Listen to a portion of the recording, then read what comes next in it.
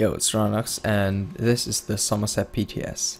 In this video I want to show you my Magicka Sorcerer PvP build for the Summerset patch, and keep in mind not everything of this has to go live as it is. Now, my stats. I have 40k Magicka, 21k health in Cyrodiil, 17k stam, 2500 spell damage unbuffed, 36% crit unbuffed, and 1300 critical resistance. I will explain you later why this isn't too low when I go over the CP. Now, 1800 Magicka recovery and 1300 stam recovery, both unbuffed.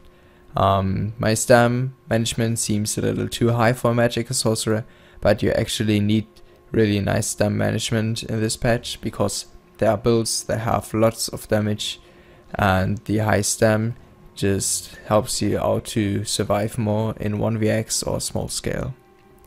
I do run 64 points into the Magicka, and I'm using the boon the Atronach, and I'm Vampire Stage 3. Always stay in Vampire Stage 3. You can run this build without Vampire, but then I would recommend you to run one more Magicka recovery glyph. For the gear, I use 2 Engine Guardian, 5 Shackle Breaker, and 5 Amber Pleasant. I do run Infuse on the big pieces and Impen on the small pieces. I do run all Magicka enchantments, 5 light armor, 1 heavy and 1 medium. Then I do run full spell damage on my jewelry, all arcane. The new traits aren't worth it for Sorcerer. Then I do run a Fire Staff Nirnhound with the Escapist Poison, and on the back bar a Restoration Staff with Infused and the Weapon Damage enchantment. For the potions I use Spell Power Potions that also give me crit. For the food I use Dry Food. I do have some different potions here. I do use them in open world. For example, if there are Nightblades cloaking around and you feel like you're not too much pressured, then you want to use this potion so you can detect the Nightblades and still can use the spell power buff so you can burst them down. But if you are pressured too much, you might want to use this potion, which also gives you immunity to knockback and disabling effects. That might help you surviving and also detect the Nightblades. If you're kiting, you also want to use Tray Potions, which keep up your Magicka and stamina pool. Or if you're fighting against a huge group and you can't streak away or anything, and you're running out of stamina, even though we have really good stamina management, it can happen if you roll too much, like 5 rolls in a row. Then you might want to use this potion. With this potion, by the way, your recoveries are really high. You get around 2k Magicka recovery and 1.5k stamina regen, which is really strong on a sorcerer. Then I do use the invisibility potion with the movement speed bonus. This is really nice if you're running from a Zerg. Then you can use this potion to vanish and get away. Sometimes there are just 2 huge Zergs to fight, like with tanks only 80k health. That's not fun, so sometimes you just want to run from them and use this potion to get away. Keep in mind the double Bloody Mara food, the drink. If you have it with you, it's better because you can use it to lower your vamp stage, and you don't want to be in vamp stage 4. That's horrible. Just you get too much damage. Now, for the skills, I do have a really weird setup compared to others, but I will explain you why I've chosen this. Now, I use Crystal Fragment, standard for Sorcerer, really good for burst. If it procs, it deals lots of damage and costs less. Then I have Force Pulse as the spammable. I don't run Reach anymore because I dropped my Master Stuff, so this won't help you a lot. It's very expensive then without master stuff and doesn't really deal much damage. Now this one is better than. Hardened Ward for your defense. I tried the other morph because it's closer to Hardened Ward now, but you still want the bigger shield to get the good defense. Then Endless Fury. Execute, really important for a combo, also gives you 4.4k Magicka if an enemy gets killed with his ability, which is really nice. Then Rune Cage. Since I don't run the Master Staff with Reach anymore, I need another stun, so I use Rune Cage. Now it deals very good damage, and if they break free, they get the damage from this ability, which can help your combo quite a lot. For the ultimate, I do run the new ultimate from the Psychic Order skill line. It's very strong, especially for kiting. You can streak a lot, and then you can use this to get back and streak in the other direction. Now, step backwards in time, resetting your health, Magicka, stamina and position to what they were 4 seconds ago. While slotted, you gain minor protection, reducing your damage taken by 8%. Now, I do have it on the front bar because I want to stay offensive, and this helps me to get some passive defense, so I don't get that much damage. I just use Hardened Ward and can use frag, force pull spams and stun. That's why I really like this, having it on the front bar. Yeah. The ultimate itself, if you use it actively, it's very nice for kiting. I will show you later how I would use it. Then you have Harness Magicka on your back bar, your second shield to get more defense, and it also gives you back Magicka. Dark Conversion, you really need this if you're kiting. If you're streaking away from a Zerg, you want to use this to keep your resources up. Then Ball of Lightning. I do like Streak, but I do like Ball of Lightning better. Because if you're using Ball of Lightning, you have this ball that absorbs all projectiles, doesn't absorb beams anymore, but then you can use Dark Conversion and basically can't get interrupted unless there's a melee on you. Then Healing Ward for your heal. Hunting Curse, really nice for your burst combo, you don't want to drop this one. And for the ultimate, I have Energy Overload. On my overload bar, I do have Channeled Acceleration. This one is really great, a new skill also from the Psychic Order skill line. It gives you Major Expedition for 9 seconds and Minor Force for 36 seconds, which increases your critical damage done by 10%. Note, it's not your healing, it's only damage. To activate this, because it has quite a long channel, it's quite a huge cast time. It's actually not really 1.3 seconds, it feels a little bit longer. But well, if you want to use it, you might want to streak behind something, like behind a tower or a tree. Then you can activate it and go back into fight. Then the duration is quite long, 36 seconds, so you don't have to activate it that often. Then I do run Boundless Storm, which is really nice because it gives you defense if your shields drop. It also gives you Major Expedition. Since this is a skill with cast time, you might want to use this if you want to escape and you need a quick movement speed buff. Really nice for defense. Hardened Ward, of course, you want it on your overload bar too, otherwise you would die too quick. Then I have Volcanic Rune. It is from the Mage's Guild. It is invisible after the 2 seconds when it arms. So you can put your mines here and put this mine between them, so that enemy gets stunned if he runs into it, and he takes really huge damage. Also, the Daedric minefield cost was reduced, so it's quite nice, and they are really strong. Just you want to use them. Also, the Volcanic Rune gives you the Empower from the last passive of the Mage's Guild, which increases your next light attack by 40% for 5 seconds, and Overload counts as light attack. Now, I don't really use Overload for burst combos, but you can use Curse, Execute, Room Cage, cancel Overload, and for example throw a rune, or if there is already a rune with a daily grind field and someone runs into it, you can burst with Overload. That deals huge damage this patch, especially this patch. It's really strong. Now, before I show you how to use this while kiting, I'll show you the burst combo. First off, you pop your potion to get your buff. We have 3.5k spell damage.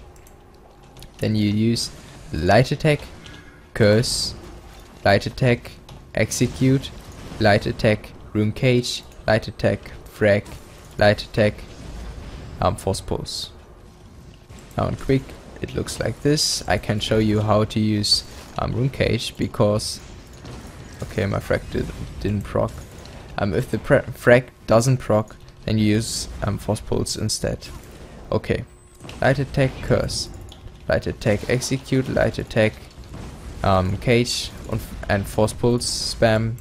If you have a frag, then you of course use the frag. There it goes. Then you use frag and force pulse after it, and frag again if you get a frag proc. That way you can deal much damage. You notice that I don't run meteor. If you're dueling a Sorc, a really good Sorc, then you want to use meteor. Shooting star the move, because if you're fighting a good Sorc, he can defend everything you're doing basically if he puts his shield up. So you might want to use shooting star then. But for open world, I like the energy overload and temporal guard combination better. Now, if you're kiting now, you can use this ultimate as well. You see, I start here, I do streaks, streak. Everyone, the whole circus follow me. I go here behind and use this ultimate. I can turn around and streak in the other direction, and I can fill my resources a little bit and continue streaking. That way they can catch up with gap closes, which is really important because there are many Nightblades that spamming ambush on you if you're running from a Zerg. So this will help you out. Also the Stremmer, I will explain it, why the Stremmer is so good. Everyone is telling me that it's OP. It's not really OP, it's very strong, but I wouldn't say it's OP like proc sets or anything. This Stremmer, there are many people that accidentally hit your Stremmer instead of you. That way you can get much defense because you the Stremmer protects you from projectiles.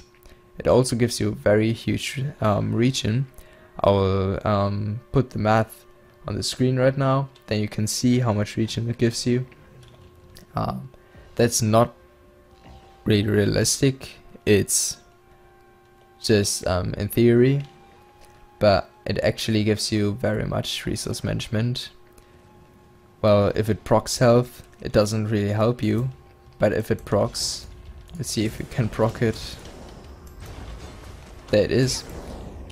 Then you have health, and you can just go behind it and just try to stick in it and use Dark Conversion. Then they often hit the Stremmer, and you can be you can cast without being interrupted.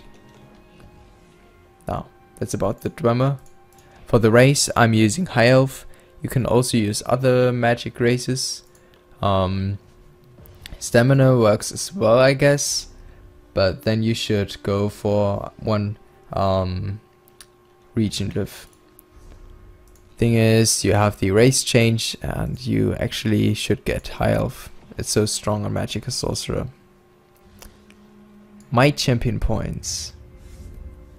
These are a little different, but they're pretty min-maxed, and I wouldn't change anything to be fair. Now, 56 points into Warlord, very important. I don't have something in Sprinter. You can put points into here because if you're kiting you sprint sometimes. But I felt like it's more beneficial to place them anywhere else. 56 points into Mooncarve, 64 into Arcanist to get the Wind Running passive. It's not needed, but it's nice, gives you 2% speed and 10% Magicka recovery while sprinting. Like I said, it helps you if you're kiting. 61 points into Tumbling, you want to reduce your dodge roll cost by a lot. 13 into Shadow Ward, I don't actually block. I do block meteors or leaps, so you want to have some points into here because block is quite expensive this patch. 61 points into Elfborn, 56 in Elemental Expert, 35 in Spell Erosion, 66 Master at Arms, 19 in Staff Expert. Light attacks hit really hard this patch, so you want to buff them even more. 13 points into Shattering Blows, because I don't run any damage ultimate. Except for Overload, you can use it for burst, but I actually don't like it that much for burst. Except if you're building Overload for burst. You can make a build that's heavily based on Overload, but yeah, that's not my kind of playstyle. So I like to have just a few points into here, don't put too much in here. I split the points around a little bit just to get better damage. If you put all points into Elemental Expert, it's not that beneficial. Just spread them out a little bit here. I don't have something in Thaumaturge since I don't really want dots. Then the Red Tree. I only have 9 points into Resistant. That's why my critical resistance is kinda low.